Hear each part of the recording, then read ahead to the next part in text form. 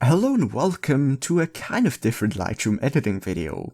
So today I'm gonna take this raw file right here and I'm gonna turn it into a very unsensationalistic but at the same time very natural looking picture like this at the end.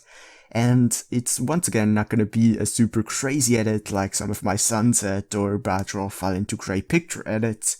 But I really just want to go a little bit slower, more in depth, and show you how you can use certain tools to at the end get a very natural and organic look. So once again, this is probably not the best tutorial if you just want to learn Lightroom real quick and see what is possible and all of that stuff. Also, I didn't even pre-edit or have no clue what I'm gonna do to this picture, so it's all really gonna be very slow, but at the same time, just how I would edit the picture myself, and I'm gonna try to explain everything and, really give my whole rundown of thoughts rather than concerning about making a video kind of compact or anything. So if you're interested, then you're welcome to watch and I appreciate that.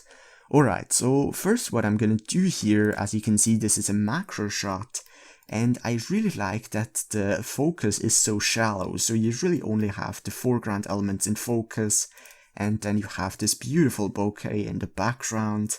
And what I want to do here, I think first of all, I don't really want to erase the shadows here, because I don't want to go for a very crazy kind of look. So what I'm gonna do actually is bring down the shadows a little bit, and bring the contrast to the right, really just a little bit. And by the way, the sound that you just heard, you would never hear that in one of my other edits because I would cut it out. But once again, I just want to give you kind of almost a ramble editing video where I just go about different sliders and kind of experiment with them myself instead of giving you direct instructions. So because I brought up the contrast here, as you can see, it really helps to pop the colors, but at the same time, it kind of makes the highlights too bright. So I just want to equivalate that out by going into minus highlights, and I do think that works pretty well. Then let's actually go a bit into the plus whites, although not that much. And that really makes the picture a little bit more dynamic, but at the same time, I might even want to go a little bit more into the minus highlights. Then with the blacks, now this is quite difficult, so let's just see both areas here. And instead of adding plus blacks here, which of course, as we all know, really just affects the very large area and pretty much the entire black tones of your entire picture, I'm actually gonna go down into the tonal curve and bring up the shadows and just bring up the very dark shadows, because the shadows in the tonal curve just bring up the very dark shadows, whereas the blacks and shadows in the basic adjustment really just bring up the overall kind of very broad shadow area. So once again, this is also a part that I would have probably repeated and tried to find a more concise way to explain it in any of my other tutorials, but as I said, it's just uncut. Anyways, I'm sure I'm annoying you with all of these stupid elaborations for why I do stuff. Anyways, let's go back to the editing, and I do like this look. Let's just see whether I want to do anything with the blacks regardlessly. Maybe I'm even gonna bring them up, even though I've already brought up the shadows. And let's move on to clarity. So now clarity is kind of difficult because I like this very soft look, especially for the background, but I also like some of this plus clarity look on just some areas. So what I'm gonna do here is go into the minus clarity for the overall picture by around minus 20, and then grab an adjustment brush and just add a little bit of clarity on just certain areas, make the size a little bit smaller, and I'm gonna zoom in 1 to 2 here, maybe just some of these areas. It really doesn't have to be perfectly cut out or anything, it really just has to be the rough area. So let's see here, I always like to first of all add all of these adjustments when I do stuff like that, and then afterwards worry about the fine-tuning. That was a little bit too much, so just pressing Ctrl-C and get rid of that adjustment. So let's press down O again and get rid of the mask and just play around with the actual clarity amount. And I do think I'm gonna add quite a bit here, maybe around 40. Yeah, I do think that works quite well. So then let's zoom out again and see what I want to do next. Now, Vibrance and Saturation, despite I do adjust these quite a lot of the times in my, or I adjust them right away in quite a lot of my other tutorials, personally I actually like to leave them out until the end, because it is quite difficult to really judge how much vibrance you want at the start. Now, it's definitely a tactic that you could do and that you could get a good effect at the end, but I tend to prefer it at least a little bit to do it at the very end. So let's go down, and hopefully I won't forget that, and go down to the tonal curve. Now here, I'd really like to bring up the highlight slider, but at the same time, I don't want to, this is the kind of picture where I don't want a ton of dynamic like that, because it is a very soft flower, it is a very soft overall picture, so I don't want to kind of ruin that overall mood. So what I'm going to do is just go a little bit into the plus highlights by maybe around 30, and that looks actually pretty good. Then the lights and dark slider. Perhaps this is a good way to go a little bit further into these, because I really haven't gone very in depth about them in some of my other tutorials. So the light slider, what this will do is kind of an in-between the highlight slider in the tonal curve and the highlight slider in the basic adjustment.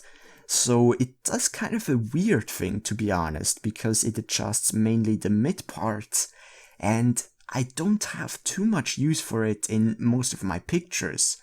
But in this particular case, I might even bring it down by, really just a hint, maybe -10, and it does actually work. So I think this is definitely the least useful sliders from the highlights in the tonal curve and the highlights in the basic adjustments, but it still can sometimes do a little bit of an adjustment, and this is especially what this particular video is all about.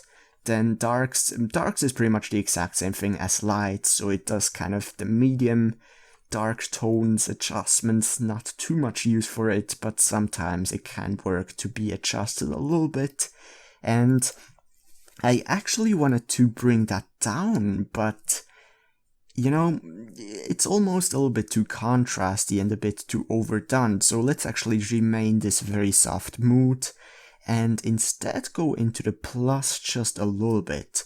So let's just quickly see for myself before the tonal curve and after, and this is, I actually made this picture a lot less contrasty and a lot softer, which is not a look that I like too many of the times. But in this particular case, I really like it because, once again, it is a very soft and a very kind of delicate picture. So let's go on here, HSL tool.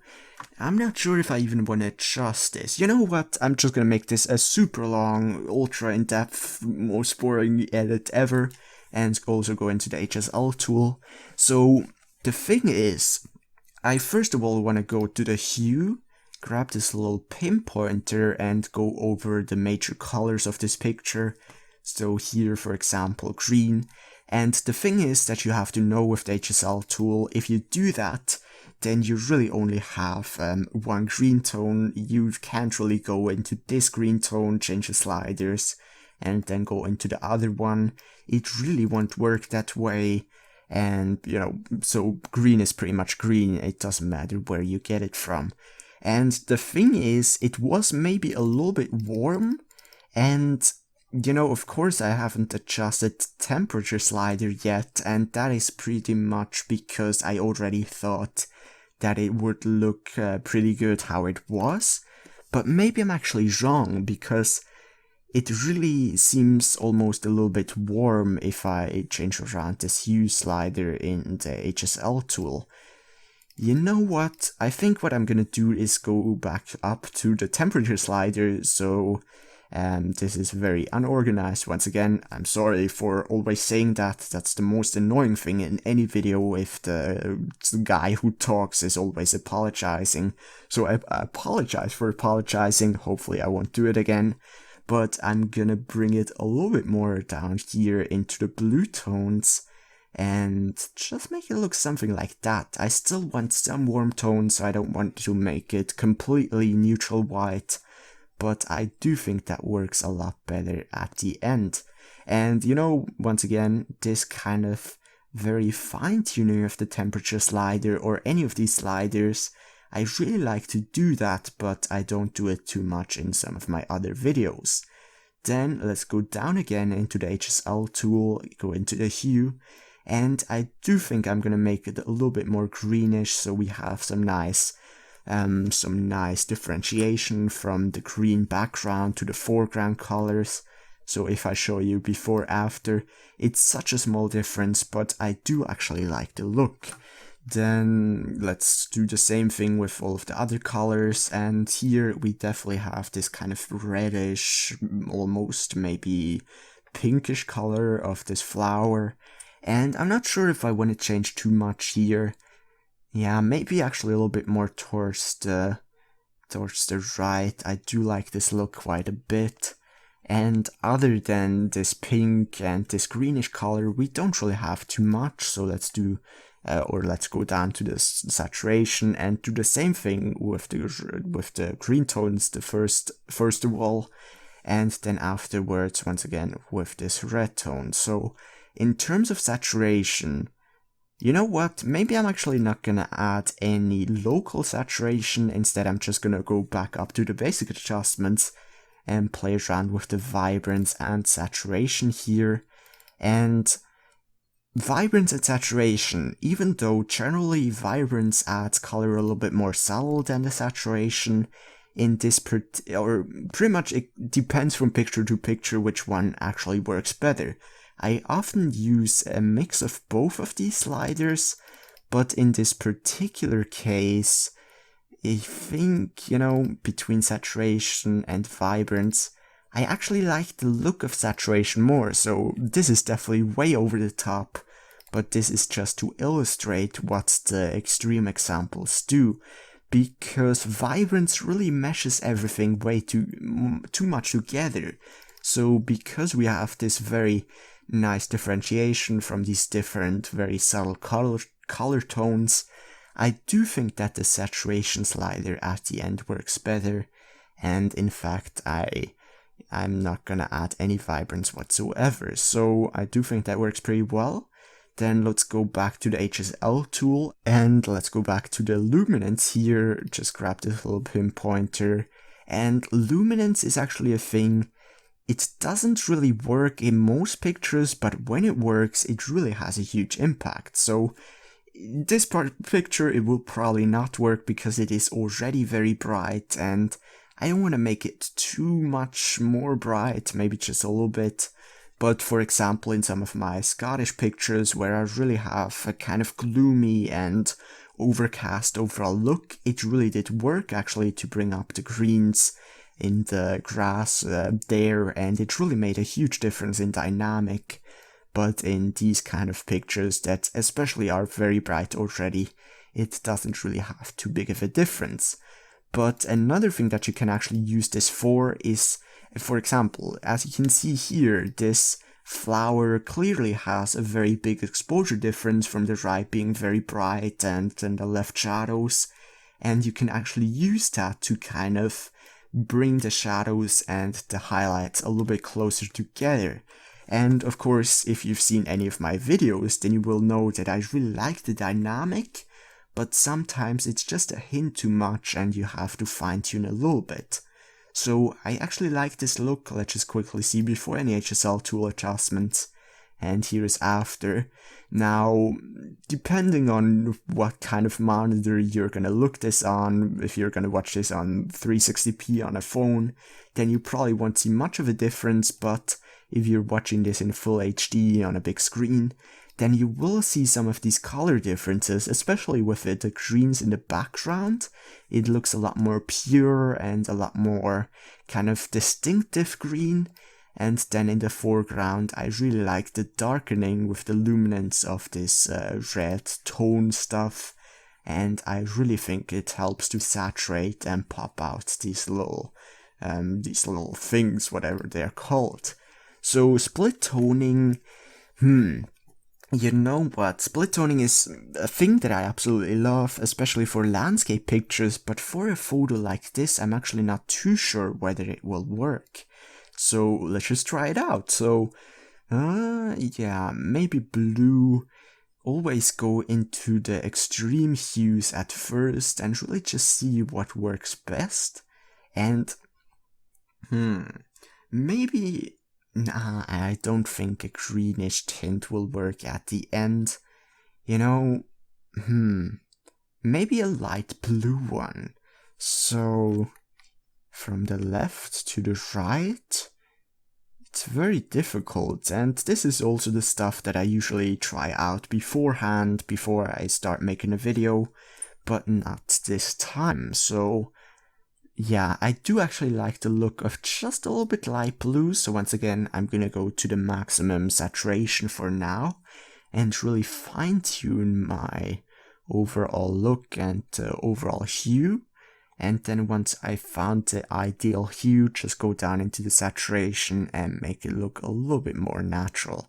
So I don't want to ruin this warm mood completely, so I don't want to add kind of like this much, but maybe I think around actually 25 works best.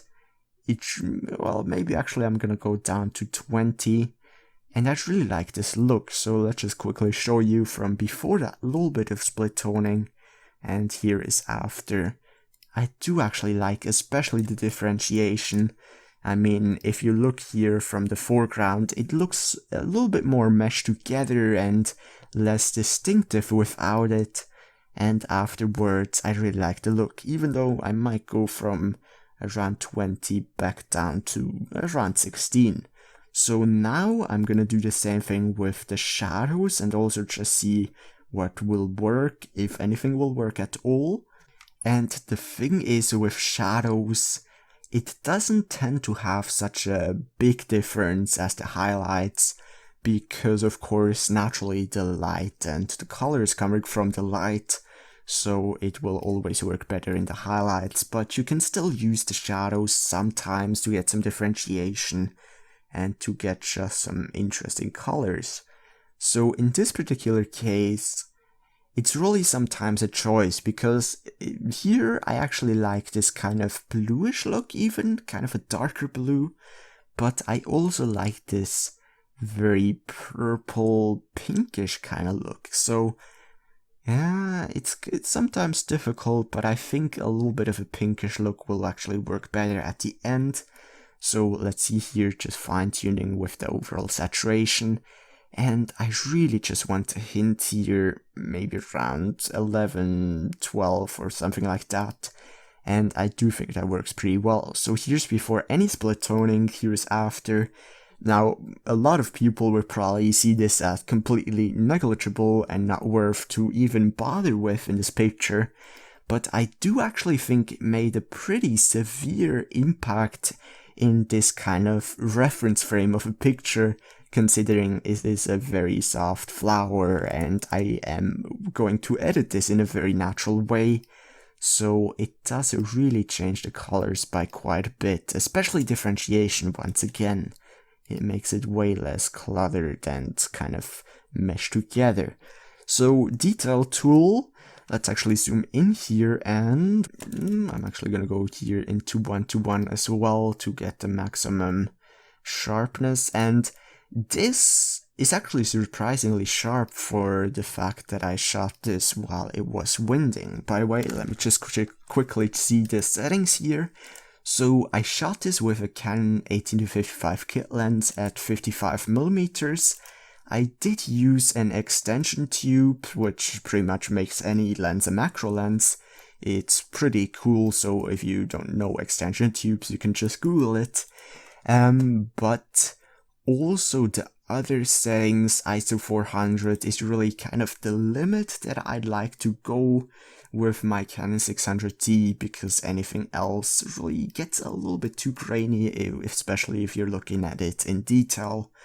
But other than that, the settings, once again, this is f8 and you have such a shallow depth of field here because it is so close.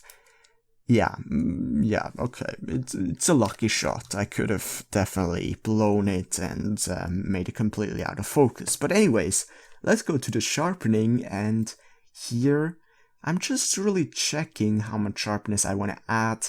Now, since I actually have Photoshop, I don't do too much sharpening in Lightroom anymore because I actually prefer the Photoshop sharpening sharpness version.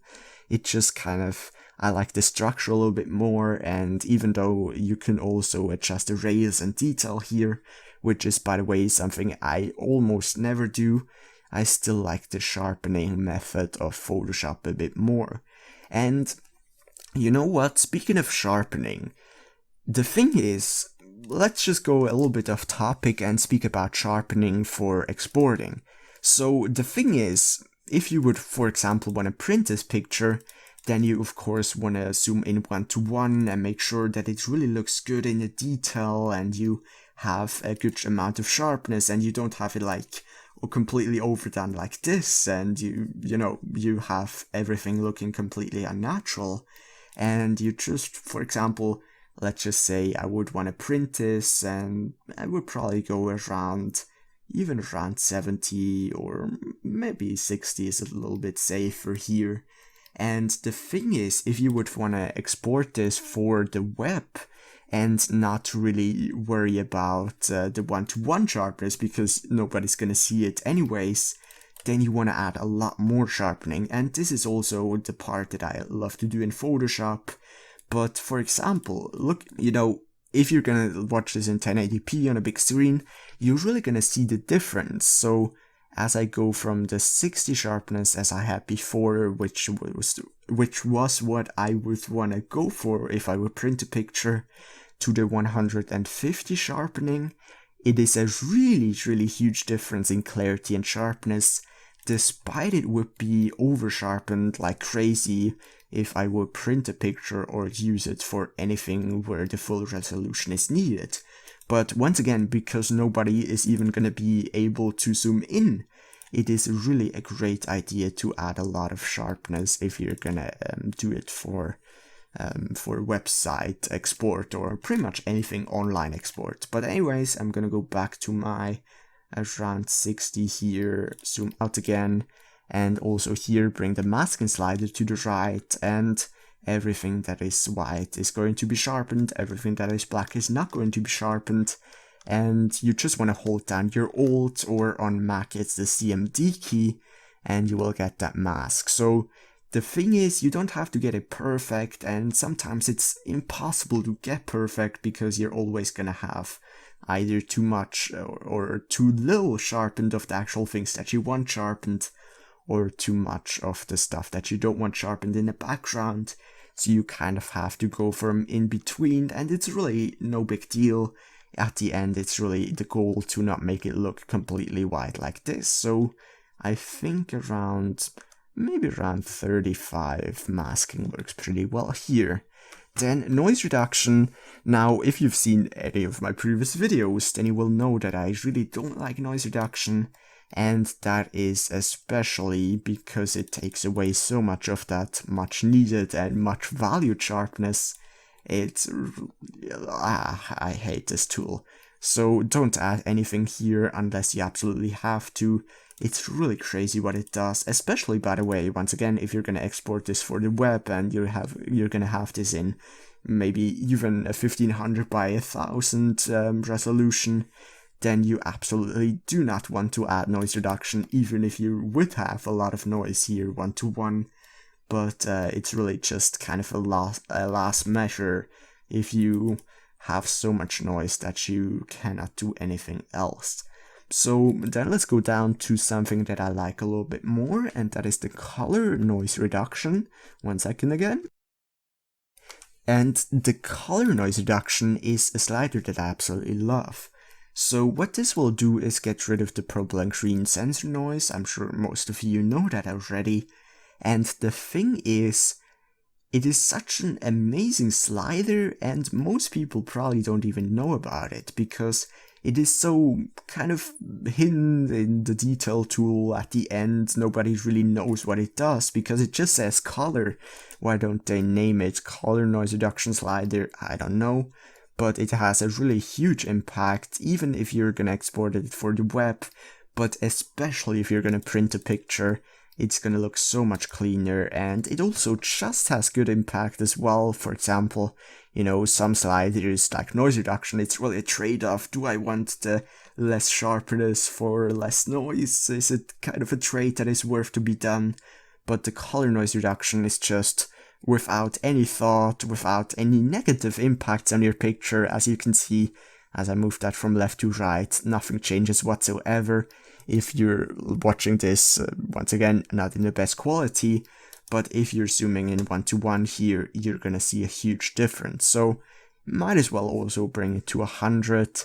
And the thing is, sometimes if you have like shadows that you've raised by 100 or something like that, you're still gonna have a little bit of color noise, and that is where you can go with the smoothness to the right. And smoothness, it doesn't really have a bad impact in your overall picture either, but I feel like they maybe just add a little bit of softening. I'm not even sure, but I really don't think it's necessary to add any smoothness unless you really have raised the shadows by 100 and you started with a high ISO picture initially. But let's go on here to the lens corrections, and lens corrections, remove on chromatic aberration is definitely a thing you want to click on. Whether you see any chromatic aberration or not, it's a great thing, it doesn't have any bad impact. And if there is any nasty purple or green fringing on the high contrast edges, then it will get rid of it. So absolutely great tool to just enable. And enable profile corrections, once again, this might not work that greatly if I shot this with a what's it called, extension tube, but it has a little bit of a difference. Usually it will have a bit more, especially if you shoot wide angle or whatever. It will really correct your overall distortion by a lot. Then the new transform tool is actually a thing.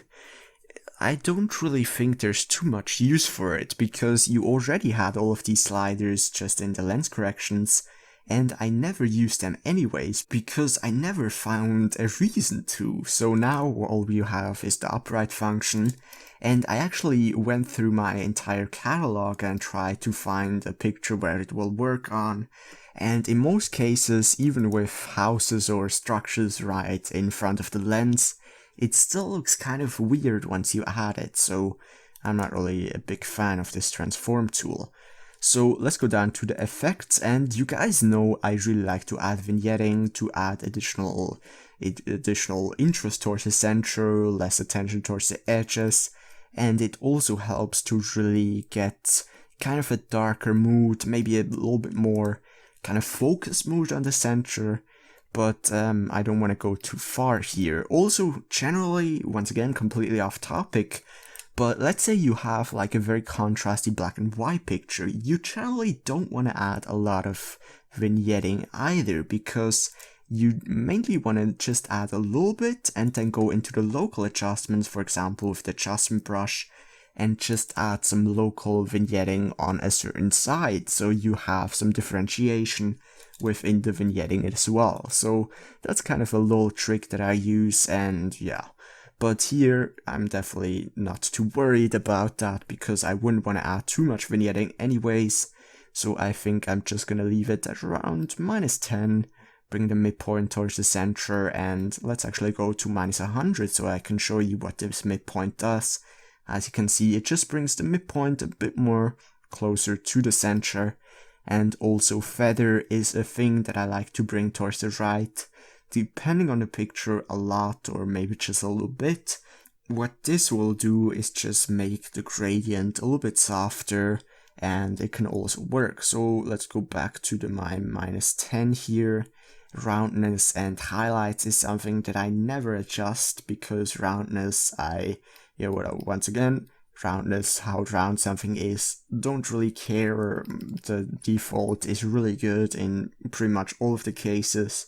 And then highlights is kind of how much of the highlights you want to be shimmering through the vignetting.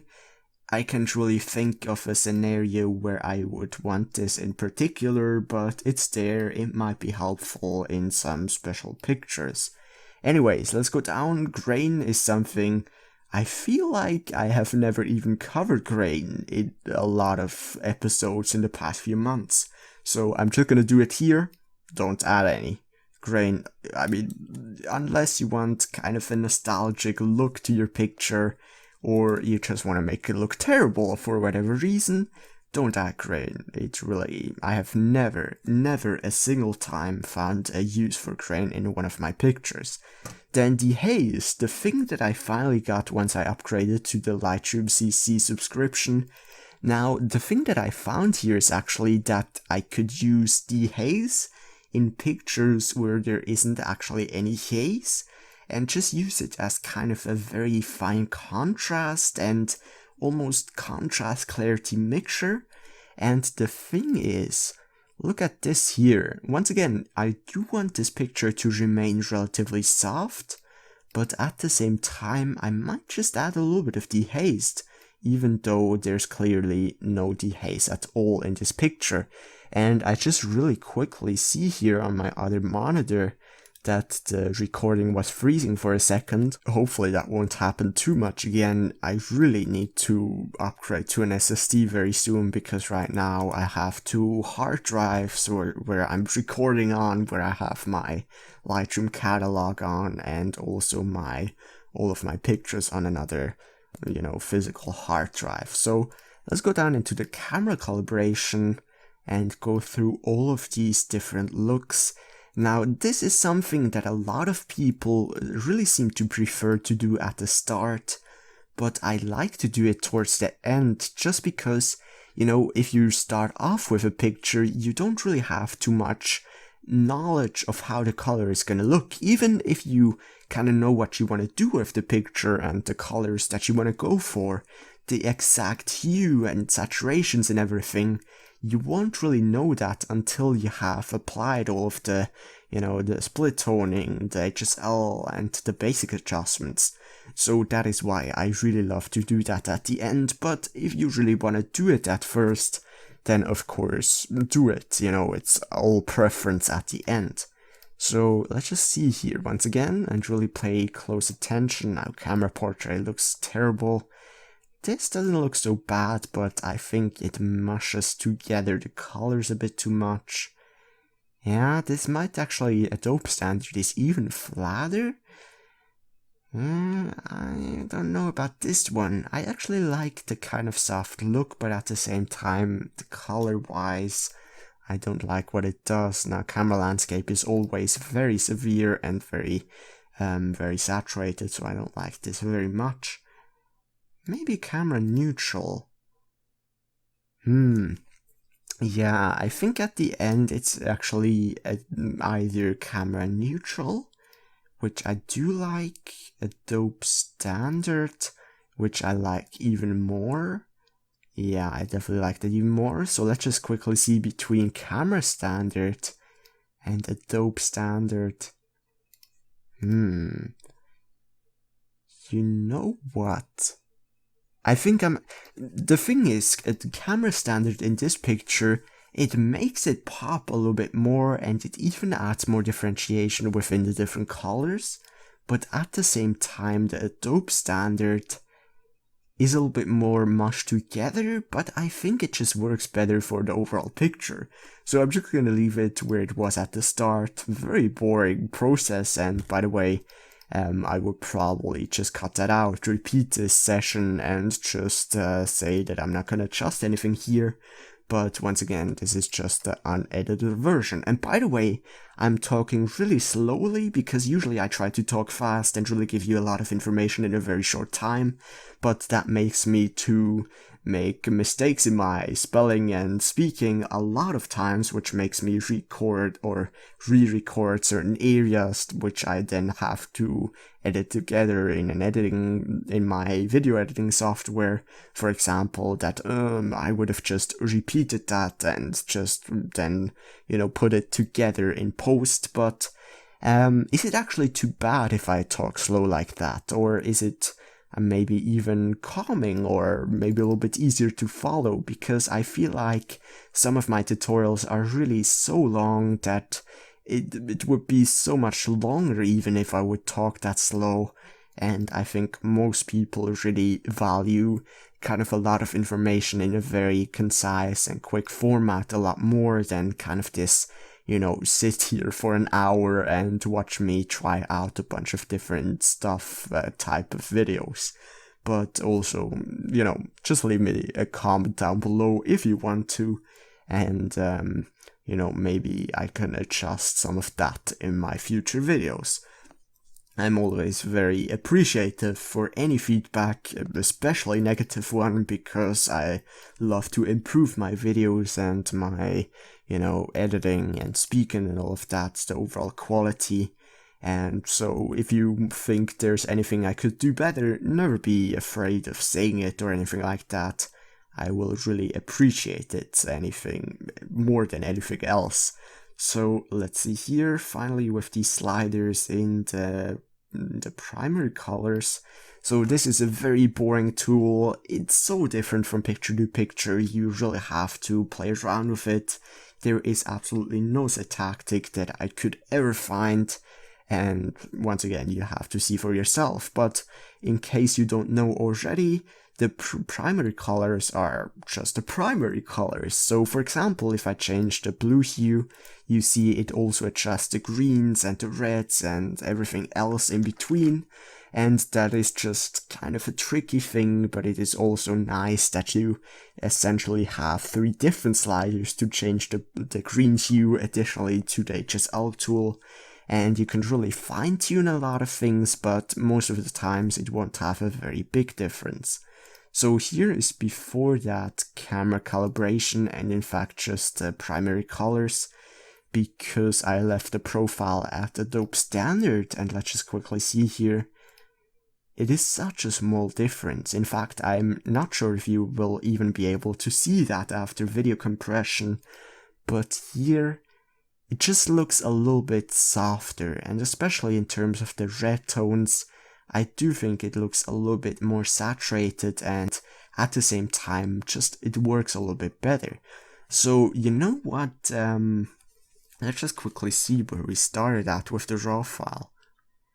Yeah, once again, I said it at the start of the video, this is not a huge difference, this is not a crazy edit like some of my sunset edits or anything like that. But I do actually love the result. It looks so much more perfect and more kind of refined, and to the left it just looks like a warm colored mess of just everything together. And sometimes you won't, even if you've edited hundreds of pictures, at least I don't, maybe I'm sure there are people who know much more about Lightroom and editing than me, but sometimes even if you can know what you're doing, you will not really know what kind of look you are going to go for when you edit something, and you don't really know how much better a picture could be until you try out all of these different settings. So it's always worth to play around with different sliders. I would definitely even suggest you to go to some of your pictures and, maybe you have a certain look in mind, and instead of just going for that look and going very fast, just kind of slow down and try out some of these different sliders. Or for example, if there's a certain slider that you never use, then go to that and see what it does compared to some other sliders. Because you know, a lot of these sliders down here, for example, tonal curve highlights and lights and whites and highlight slider in the basic adjustment, they all affect the highlights in some area, but at the same time you can't really choose one of them and just adjust that one, because you really have to go and adjust all of them and then find the perfect mix between each other and all of them together to really get the best possible look. So once again, just trying out different things, it is so valuable and I can really just encourage it. So anyways, we're done with the global adjustments, and alright, so I did a little cut there, but what I wanted to now is, at least usually is what I do is go into the local adjustments, but the thing is, I'm not sure if there's too much to be done in a picture like this in terms of the local adjustments, because, alright, so this kind of picture is very different from a landscape. You can't really add too much dodge and burning here. For example, if I would even try it, I wouldn't really know what to do with the dodge and burning in such a picture. Now, I suppose you could make some areas brighter than others, but there's not really a lighting scheme that you can complexify too much. You know what, maybe actually a little bit of dodge and burning will actually work. So this is really, you know, something I wouldn't really have thought, but now that I see and kind of move around some of these filters, I do actually like the look. So with dodge and burning, usually I just try to get kind of an general idea of what I want to do with a picture and kind of what the lighting scheme is going to be. So that's exactly the same thing that I want to do here. First of all, figure it out. Yeah. Alright, so what I'm going to do here is add a very big rail filter with plus exposure. And by the way, if you have the feather at 100, which is something you should have, then you can really go into the minus or plus exposure or any adjustments by a lot. And if I drag this around, you can see it's kind of this area where most of the effect is, and then from there on outward to the edge of the rail filter, it's really a super soft edge, and you know, that way you get this very soft and organic look. Of course, if you would bring down the feather, I mean, that is obvious, but even if you have it at like 20, it is nowhere near as soft as you would have at 100. So the idea here is just to make it a little bit brighter towards the middle and kind of make this one the centerpiece of the entire picture. And then at the same time, let's fine tune that exposure a little bit, maybe even go into the minus highlights plus exposure. So this is really kind of the unintuitive thing. But once again, all of these sliders have a very different effect, and it so does the same thing within the rail filters, so you really have to mix all of them to get the best possible effect. But anyways, let's see here. I'm gonna grab another one with some plus exposure, and this time just gonna go over the right part right here, right click duplicate, and I'm not sure whether this one works. Maybe here just a tad bit of exposure and even another one over there. So yeah, a little bit more in this particular one. So I think in terms of the plus exposure it works pretty well, and yeah, I don't think there's too much to be done anyways. Maybe let's just try out with some minus exposure as well over just some certain areas, but especially because this is so soft, I really don't want to add too much contrast, and yeah, I definitely don't think that minus exposure works. So I'm just gonna leave it how it was and say that I'm done in terms of the dodge and burning. Now, there's really only one other adjustment that I can think of, because I don't want to add any special dodge or any special vignetting. I really don't want to do that because there's not really the opportunity for it. So the only thing that is left is going to the graduated filters, and try to complexify the whole lighting scheme that way.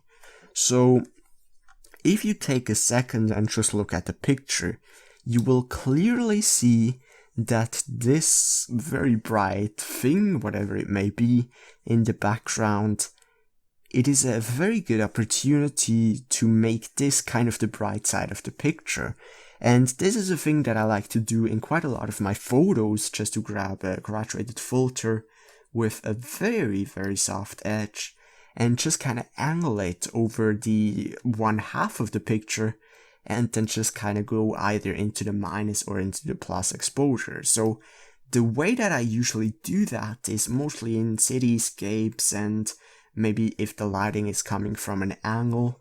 But in this particular picture, I don't think too much works, because once again, it's very delicate, especially in terms of the minus exposure. It's gonna be very difficult to make it work, but a little bit actually does work at the end. So that way you just have one side being a little bit darker than the other, which, especially if you have kind of a bright object or the sun or the actual lighting coming from one side, that way you will just make it a lot more interesting and a lot more kind of differentiating. And that is definitely a good thing, because different while not making it look overdone or too much or unnatural is what is really the essentials of a good picture, at least in my eyes. So let's take a last glimpse at the picture, and maybe I'm gonna go back to the basic adjustments, to the highlights, just bring down the highlights a little bit more. And this is actually a step that I do quite a lot of times. Just go back to the basic adjustments and see whether there's an adjustment that was perhaps a little bit too much, a little bit not enough. You know, there's really the great thing about Lightroom, you can first of all adjust some sliders in the basic adjustments, then go through all of the other sliders and still come back and just fine-tune these sliders at the very top. And that's exactly what I'm gonna do here. Perhaps bring up the shadows a little bit, and the contrast, and maybe even a little bit into the plus contrast. Also, a thing that many people always seem to forget is the exposure.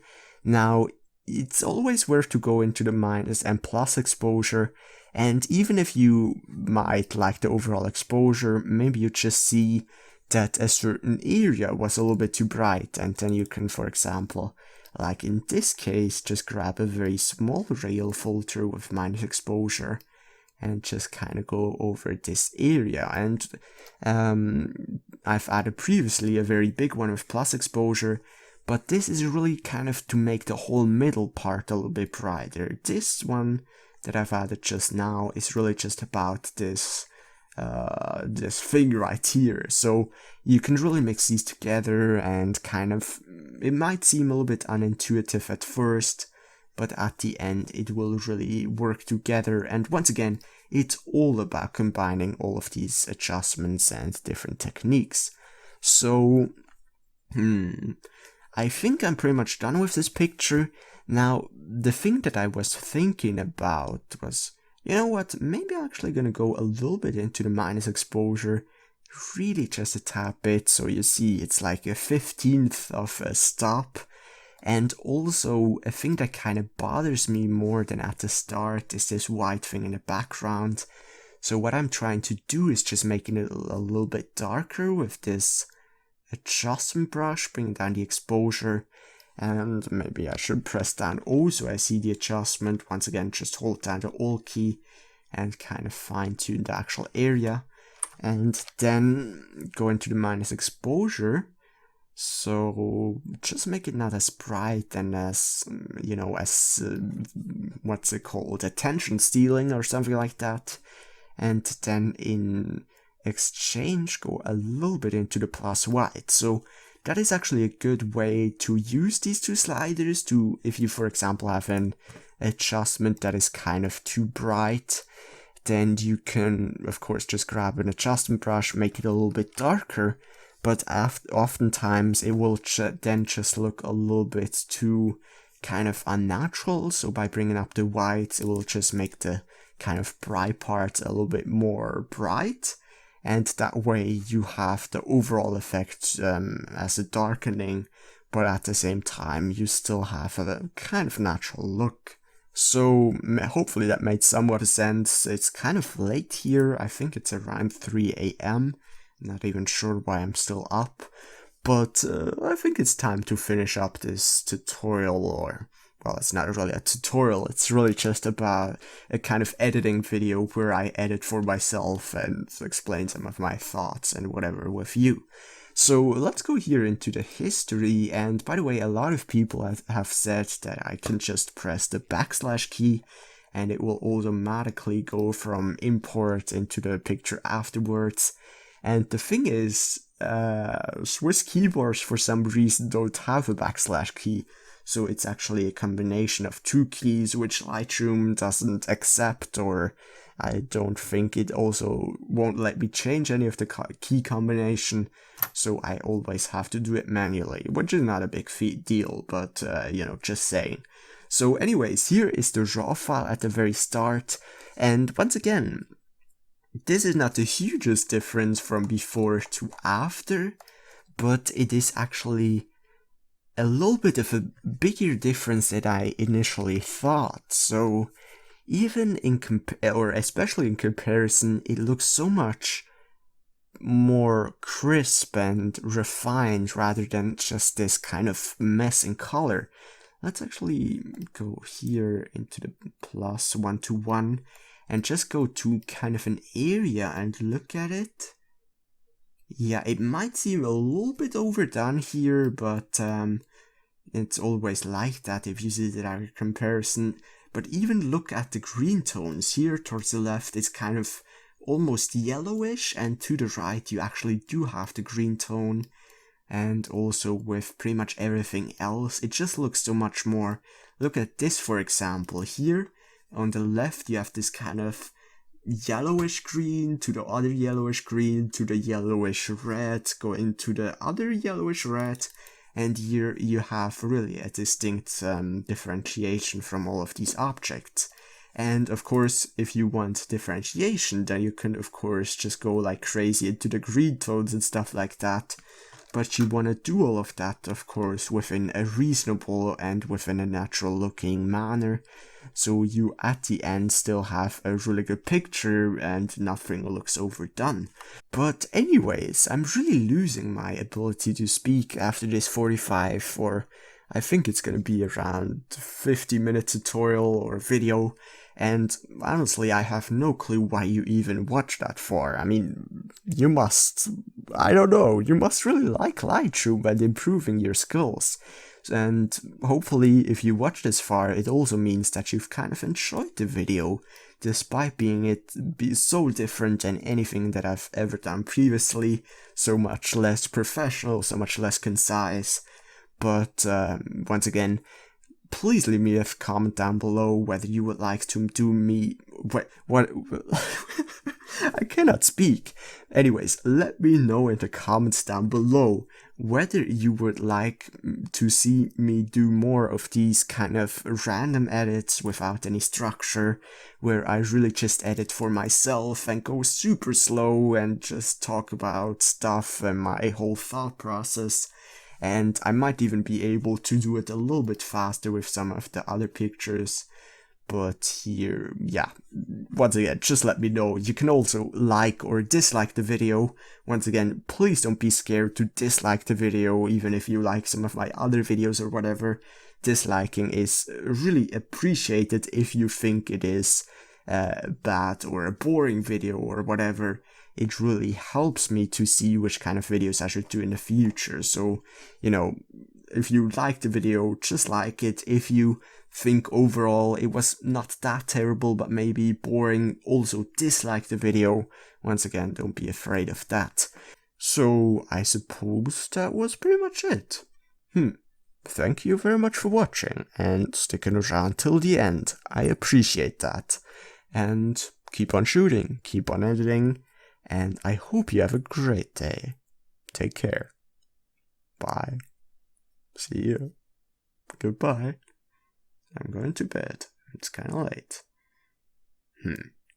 Best outro ever. I would definitely redo that, but not today. Anyways, bye.